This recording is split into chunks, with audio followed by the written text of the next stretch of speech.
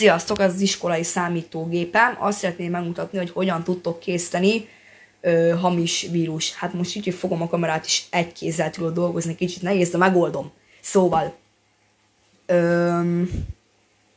klik a kijelzőn, nézet, és azt legyenek megjelenítése, ezt itt megengedem, mert akkor nem említeni meg. Szóval akkor új.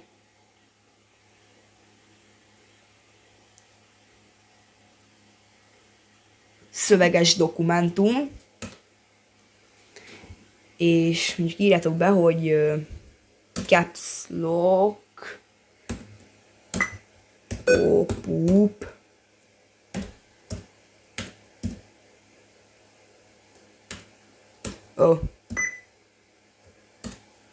vírus, pop-up vírus, tehát felugró ablakot megjelenítő vírus. Elmondom még egyszer. Felugró ablakot megjelenítő vírus.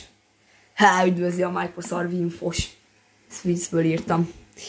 Jó, azt majd írjatok, hogy do kicsivel. Kiadás 2 sor. MSG box. Kiadás.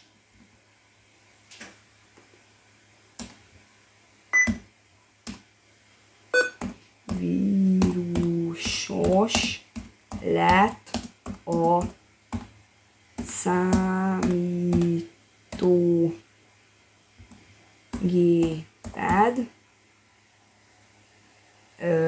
Caps lock. Oké.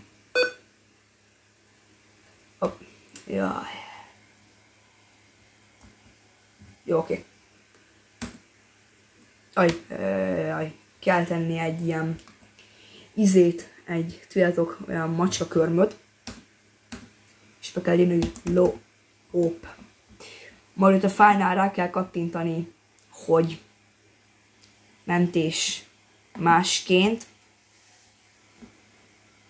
Ott írjatok, hogy pop-up vírus pont caps lock vbs UTF-8 jelet legyen ANSI. Így tudjátok beállítani. Ez a VBS, mondjuk legyen kicsivel, mert úgy tudom, hogy kicsivel kell, mindegy. Pont VBS. VB script, bocsi. Mentés.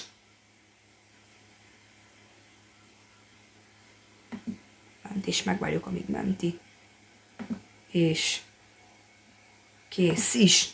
És akkor figyeltek. 3, 2, 1. Mikor tölt már be, tesó? Gyerünk már. Ó! Figyelj!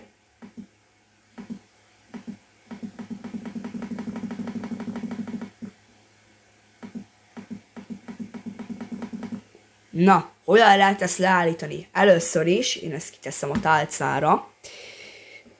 Kitűzés a tálcára, oké. Én ezt itt bezárom. Ezt itt berakom a lomtárba, mert igazából nekem erre már nincsen szükségem. Lomtár ürítése, igen. De mondom, hogy lehet leállítani. Szóval le kell nyomni a Ctrl-Shift Escape-et, ez a bolond caps lock nem mindig van rá szüksége, maradjunk annyiban. A folyamatok, meg kell találni a scriptes folyamatot, ami elég nehéz. De megtalálom, mert jó, azt nem... Úgy látom, itt van. Jobb klik, feladat befejezése. És nincs itt a képernyőm. És nem váltottam képernyőt, mert egy asztal van megnyitva. Na, ez a videó igazából ennyi lett volna. Egyébként egy osztálytársam kért meg, hogy egy videót tegyek fel a YouTube-ra, csatornámra arról, hogy hogyan lehet ilyen hamis vírus készíteni. Egy következő videóban egy másikféle vírus fogok megmutatni. Addig is, sziasztok!